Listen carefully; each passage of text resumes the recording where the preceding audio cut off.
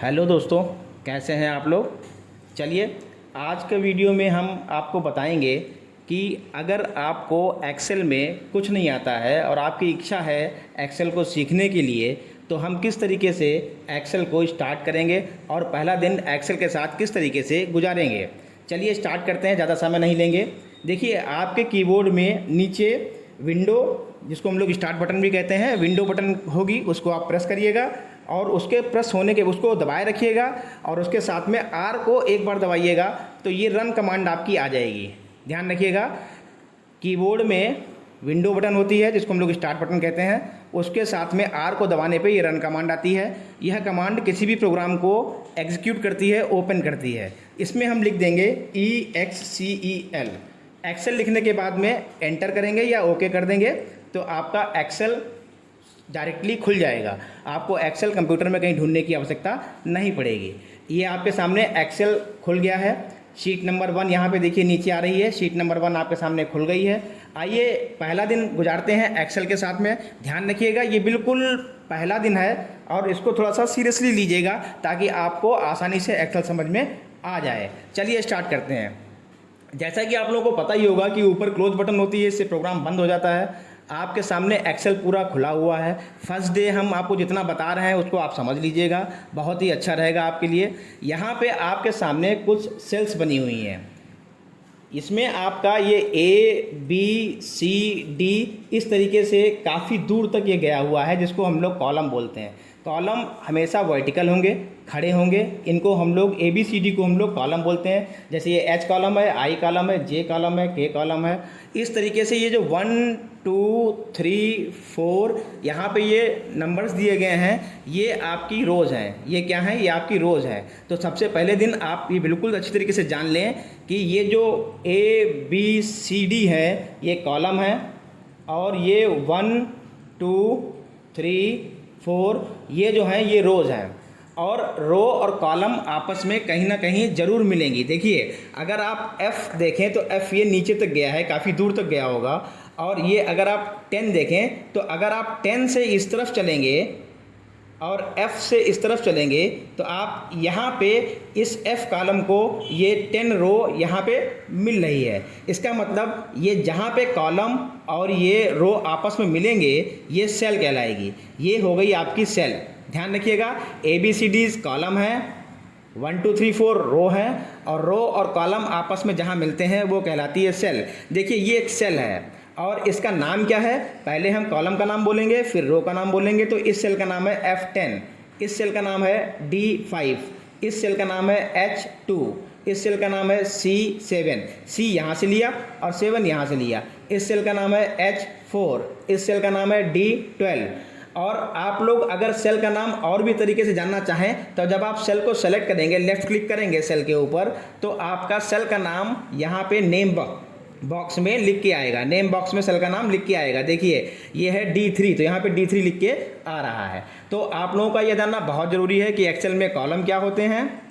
ये ABCD ये सब कॉलम हैं और ये काफ़ी दूर तक गए हैं।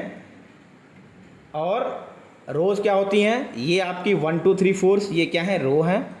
और रो और कॉलम से मिलकर आपका एक्सेल का सेल बना होता है। जो सेल होती है वो रो और कॉलम से मिलकर बनी होती है। और रो और कॉलम और सेल से जब पूरा ये शीट बन जाती है, जब आपका रो कॉलम बनते पूरे मिलते हैं तो ये एक कहलाती है शीट। देखिए शीट नंबर 1 यहाँ पे है, आप शीट को बढ़ा या घटा भी सकते हैं, ये पूरी शीट कहलाती है। एक्सेल की डिमांड इसलिए बहुत ज़्यादा है क्योंकि इसमें आप बहुत सा डेटा स्टोर कर सकते हैं और फाइल का लोड जो है वो बहुत ज़्यादा कंप्यूटर के ऊपर नहीं पड़ेगा। और आप ये फाइल जो एक्सेल की होती है ये ट्रांजैक्शन में, ईमेल करने में, ट्रांजैक्शन में बहुत इजी होती है, इसीलिए एक्सेल की डिमांड ज़्यादा होती है। तो आपको ये तो समझ में आ ही गया होगा कि कॉलम क्या होते हैं और रो क्या होती हैं और सेल क्या होती हैं। चलिए अब बात करते हैं रेंज की। अगर आप इसमें कोई भी वर्क करते हैं, मान लेते हैं कि वो वर्क जो है वो यहाँ से शुरू हुआ, A1 सेल से शुरू हुआ और ख़त्म हुआ जाके है आपका K14 पे, तो ये जो पूरा एरिया हमने लेफ़्ट क्लिक से सेलेक्ट किया है, लेफ़्ट क्लिक दबा के जो पूरा एरिया हमने ड्रैग किया है, ये कहलाता है रेंज। यहाँ स्टार्टिंग पॉइंट है A1 और एंड पॉइंट है J15, तो इसको हम लोग बोलेंगे रेंज। और ये रेंज किस तरीके से डिफाइन होती है, अगर आपको कहीं रेंज लिखनी हो तो आप उसको A1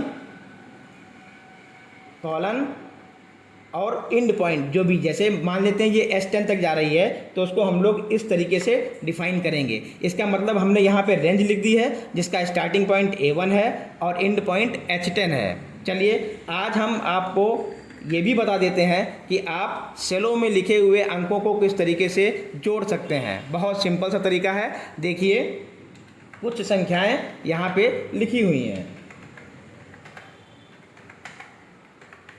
ये कुछ संख्याएं यहाँ पे लिखी हुई हैं और आप चाह रहे हो कि इन संख्याओं का ऐड यानी जोड़ यहाँ पे आ जाए। जहाँ भी आप चाह रहे हो, आप चाह रहे हो इन सब संख्याओं का जो ऐड है, जोड़ है, वो यहाँ पे आ जाए। तो आपको कुछ बहुत सिंपल है, कुछ नहीं करना है। एक्सेल में फार्मूले की शुरुआत बराबर से होती है और एक्सेल में फार्मूले में जो हम बात कहना चाहते हैं वो ब्रैकेट में हम रखते हैं। तो एक्सेल में हम जोड़ की शुरुआत बराबर से करेंगे, यानी फार्मूले की शुरुआत बराबर से करेंगे। देखिए कीबोर्ड से हम बराबर लिखेंगे, उसके बाद में ब्रैकेट शुरू करेंगे। ब्रैकेट शुरू करने के बाद में आपको क्या जोड़ना है, बेहतर यही रहेगा कि आप संख्याएं ना जोड़ें, आप सेलों को जोड़ें। ये जो 10 है ये C1 में है, ये जो 10 है ये C2 में है, ये जो 20 है ये C3 में है। तो हमको अंक नहीं लिखने हैं, हमको ये सेल्स लिखनी है। क्यों लिखनी है ये मैं भी आपको बता दूंगा। देखिए यहाँ पे हमको ये सेल्स यहाँ पे लिखनी है। ये इस सेल का नाम क्या है, C1, तो हम लिख देंगे C1, फिर प्लस का चिन्ह लगाएंगे, प्लस का निशान लगाएंगे। उसके बाद में इसमें क्या जोड़ना है, इसमें हमको C2 जोड़ना है, तो C2 लिखेंगे प्लस C3 लिखेंगे, ये C3 है आपकी, फिर C4 लिखेंगे, प्लस का चिन्ह लगाते रहिएगा, फिर C5 लिखेंगे, फिर प्लस C6 लिखेंगे। इस तरीके से आपने सारी सेलों को लिख दिया है और अपनी बात अब बंद करेंगे ब्रैकेट से और एंटर कर देंगे तो आपका इन सभी अंकों का जोड़ आ जाएगा। देखिए अगर हम अंक जोड़ेंगे, ध्यान रखिएगा, अगर हम मान लेते हैं हम यहाँ पे अंक जोड़ रहे हैं, हमसे गलती हो गई और हम ये अंक जोड़ रहे हैं, बराबर ब्रैकेट शुरू किया हमने और हमने लिखा 10 plus 10 plus 20 plus 30 plus 40 plus 50, ये लिखा हमने और इसके बाद में हमने ब्रैकेट बंद किया, एंटर किया। तो देखिए दोनों का ऐड बिल्कुल सही आएगा। लेकिन दिक्कत क्या है, बाय द वे अगर आपसे यहाँ पे कोई सी संख्या का मिस्टेक हो गया होगा और आप इसको सुधारेंगे, जैसे ये 10 नहीं है ये 60 है, तो अगर आप इसको 60 करेंगे तो ये यहाँ पे तो ठीक कर देगा। देखिए इसने यहाँ पे ठीक कर दिया है, लेकिन यहाँ पे ठीक नहीं करेगा। इसलिए इस बात का ध्यान रखें कि हम लोग जब कोई ऐड करते हैं तो जो सेल होती है हम लोग उसको ऐड करते हैं, संख्याओं को ऐड एक्सेल में नहीं करते हैं, ठीक है। और अगर इसमें एक दिक्कत और आ सकती है, वो ध्यान रखिएगा कि फिलहाल हम इसको हटा देते हैं, इसको भी हटा देते हैं। अगर आपके पास संख्याएं ज़्यादा हैं, मान लेते हैं अभी कुछ संख्याएं इसमें बढ़ जाती हैं, मान लेते हैं ये संख्याएं कुछ ज़्यादा हैं इसमें, तो अगर ज़्यादा संख्याएं हो जाएंगी और फिर आपको ऐड करना पड़ेगा तो फिर आपको एक दिक्कत ये आ सकती है कि आप टाइम टेकिंग होगा, आपको बार बार ये C1 plus C2 plus C3 लिखना पड़ेगा। तो ऐसा नहीं है। अब आपको हम दूसरा तरीका बताते हैं, बराबर SUM आप लिखेंगे, बराबर SUM और ब्रैकेट शुरू करेंगे। जैसा कि वीडियो में हमने आपको बताया है कि हम अब यहाँ पे रेंज दे देंगे। रेंज का स्टार्टिंग पॉइंट है C1, देखिए आप गौर कीजिएगा, रेंज का स्टार्टिंग पॉइंट है C1, तो हम टाइप करेंगे C1 और कॉलन लगाएंगे। कॉलन लगाने के बाद में इसका एंड पॉइंट क्या है, C11, तो हम इसको लिख देंगे C11।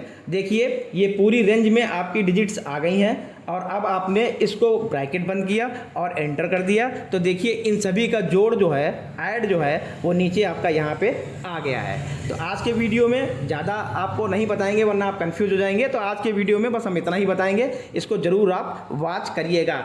धन्यवाद।